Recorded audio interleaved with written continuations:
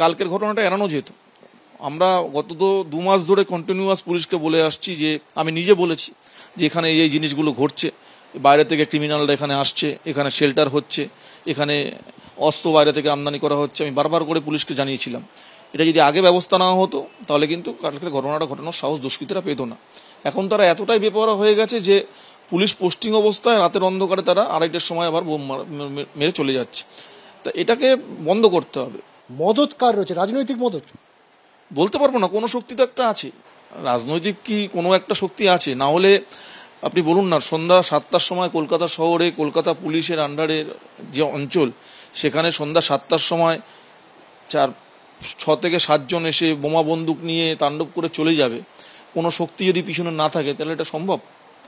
এবং শুধু তাই নয়, তাদের বিরুদ্ধে অভিযোগ ওঠার পরেও সেখানে পুলিশ পোস্টিং অবস্থায় তারা রাতের অন্ধকারে আবার 2:30টার সময় বোম মারল 4-5 জনের বাড়িতে। এই যে ঔদ্ধত্য, এই যে ভয়ডরহীন মানসিকতা, এটা তো কোনো একটা শক্তি অবশ্যই পিছনে আছে বলেই সম্ভব। বোমাগুলি নিয়ে দৌড়াদৌড়ি, প্রকাশ্য রাস্তায় বন্দুক নিয়ে বোমা চলল গুলশান কলোনি 108 নম্বর ওয়ার্ডের অন্তর্গত গুলশান কলোনি। যেখানে থাকে ও থাকে, এটা আমার জানা নেই। আমি কি করে করবো, আমি জানি না ব্যাপারটা।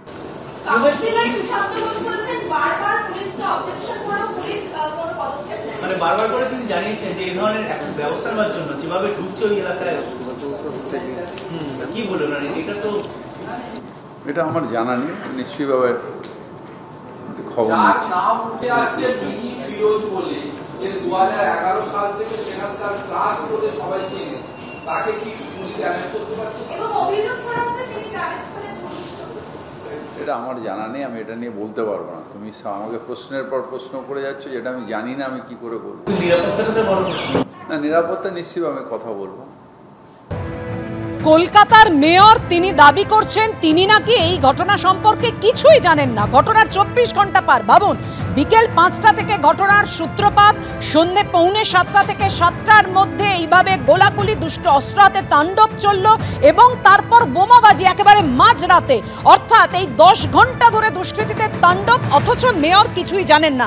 একের পর এক সিসিটিভি ফুটেজে সেই ছবি আপনাদের সামনে রেখেছি, যখন অস্ত্র হাতে ঠিক এভাবেই দুষ্কৃতীরা দাপিয়ে বেড়াচ্ছে গুলশান কলোনিতে।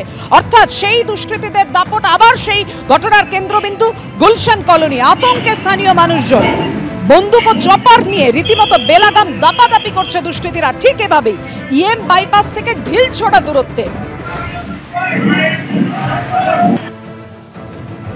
মাত্র কয়েক কিলোমিটার দূরে আনন্দপুর থানা, তার মধ্যে গুলশান কলোনিতে একেবারে এইভাবেই গুন্ডারাজের অভিযোগ সামনে এসেছে।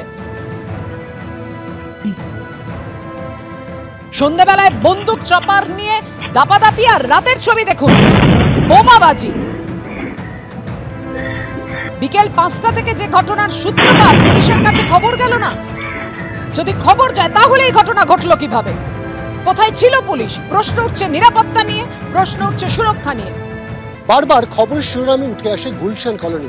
কেন গুলশান কলোনি বারবার খবরের শিরোনামে উঠে আসে? তার পিছনে কারণ হচ্ছে যে এই বিপুল সংখ্যক জমি এবং তার পাশাপাশি মাছের ভেড়ি। আমরা এই মুহূর্তে যে জায়গায় দাঁড়িয়ে রয়েছি, এটা হচ্ছে একেবারে 108 নম্বর ওয়ার্ডের গুলশান কলোনি এলাকার মধ্যে পড়ে, যেখানে প্রচুর সরকারি খাস জমি রয়েছে, যেখানে অবৈধভাবে ভরাট করে সেখানে একের পর এক বহুতল উঠে যাচ্ছে বেআইনিভাবে, এবং তার পাশাপাশি কিন্তু অবশ্যই মাছের ভেড়ির দখল। এই সমস্ত কিছু নিয়েই কিন্তু রাশ যার হাতে থাকবে তার কাছে কিন্তু থাকবে এলাকা, এমনটাই কিন্তু মনে করেন এখানকার স্থানীয় মানুষজন।